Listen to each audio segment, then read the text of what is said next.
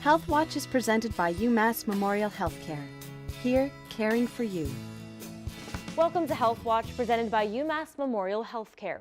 I'm Chandler Walsh. Today, we'll give you tips to how to quit a vaping addiction. People who are trying to quit smoking cigarettes are turning to vaping. Is this a good alternative?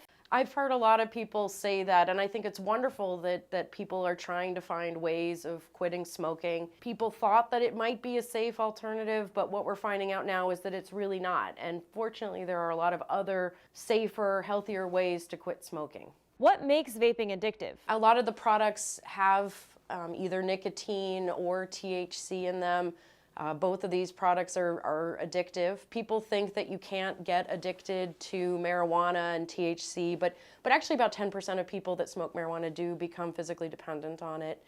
And so in addition to that, there's also the behavioral cues of holding something in your hand or using something to cope with stress or just working it into your daily routine, and these kinds of behavioral patterns can become reinforcing as well. How harmful is vaping? Definitely more harmful than we thought it was. I've had patients say to me, well, it's just water vapor. It's not just water vapor. There are chemicals that are put in there. There are flavorings.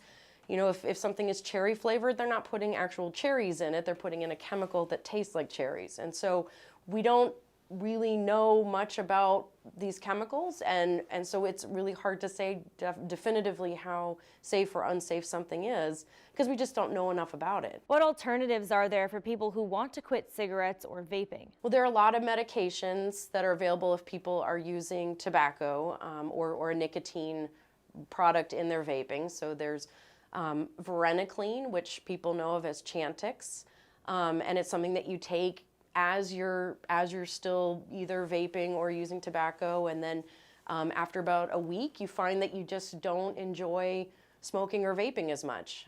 There's bupropion, which is also sold as Wellbutrin or Zyban, and that's an antidepressant that makes people want to smoke less. And then you can also use the nicotine replacement products if you're trying to quit either tobacco or vaping nicotine. So things like the patch, the gum, the lozenge, or a combination of these. And I always encourage people to not just rely on the medications, but to use psychosocial resources as well. There's a great resource for people in Massachusetts called My Quit Works. And for people that are under the age of 18, there's a website, My Life, My Quit. And you can go on there, you can connect with a recovery coach, you can get information about quitting, you can get information about the risks of vaping, and so I encourage people to seek out these resources. How can parents help their kids break an addiction? I think it's important for parents to talk to their kids about vaping being something that's potentially dangerous.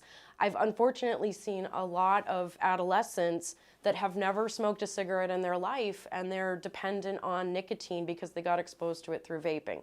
Because again, people think that it's safe. They don't think that there's any harm with it. And it's important for parents to tell their teens that it's not safe.